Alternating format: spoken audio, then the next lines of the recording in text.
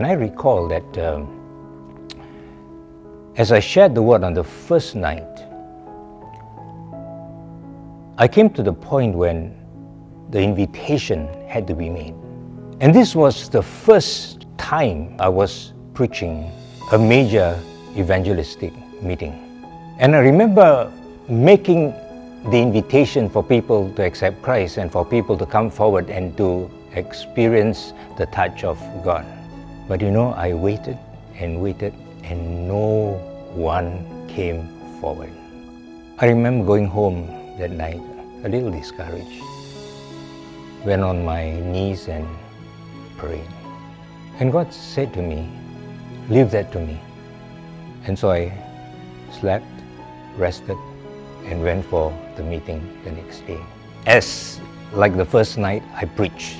I preached with all my heart. And I remember ending the sermon and making the invitation.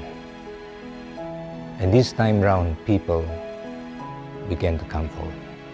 Now, you see, this whole experience was for me an experience of trusting in God. It is easier telling people to trust in God when it's not you. But when it's you, the texture changes. On the third night, God spoke to me. And I began to say to God, God, please heal my son. You've answered our prayer. Our church is blessed. And we want that you can heal him so that he can serve you. And I said to God, if you will heal Caris, I will give you fuller service. I knew in my spirit that there was such a thing as a fuller service of giving my all to the Lord. And I said to God, please heal this child. And so God spoke to me. For the first time, I heard an audible voice in my spirit. Tell the doctors to take away the drips from his arm because it's causing infection. God gave me the courage at 2 a.m. that morning, and I said to the doctor, woke him up, the houseman in charge of the ward, and I said, please take away that drip. And God did that miraculous thing. By 8 a.m., everyone was astonished that his fever, which was 40 degrees Celsius, had gone. Our stories become his glory when we engage with what has been given to us innately. And so we go deep. We go deep into what we are. We go deep into how God has made us. And we allow the depths of this knowledge to flow like rivers of living waters. And we actualize this to bless others in outreach and evangelism. Not simply preaching, because not all of us are called to preach, but to evangelize by bringing the gospel and Christian values into our workplaces, into the way we conduct ourselves and the way we relate to others.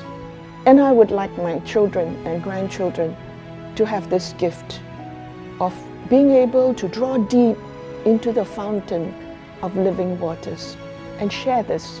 Because in the sharing, we are blessed to bless. If the gospel is to reach to the very ends of the earth, as it were, the message of the gospel must be shared by both the clergy and the laity. It is not the responsibility of the clergy alone to share the message of the kingdom. It is also the responsibility of the laity to share the message of the gospel. You see, when the Bible talks about spreading the gospel to the ends of the earth, it means you and I, we who love the Lord, going out into the world. And many of us who go out into the world are actually lay people in their various spheres of work and in their various spheres of influence. And they can share the message of the kingdom. But that means a desire to love Jesus and to love Him dearly, deep in your heart. Because the beginning of the call comes from deep within. You know, people are not blind. If you radiate the love of Christ, they know that there's something special about you. And they want to know why you're so different. And it is that testimony that opens opportunities for you to articulate the message of the kingdom. I trust that this will be your desire as you share the message of the kingdom with others.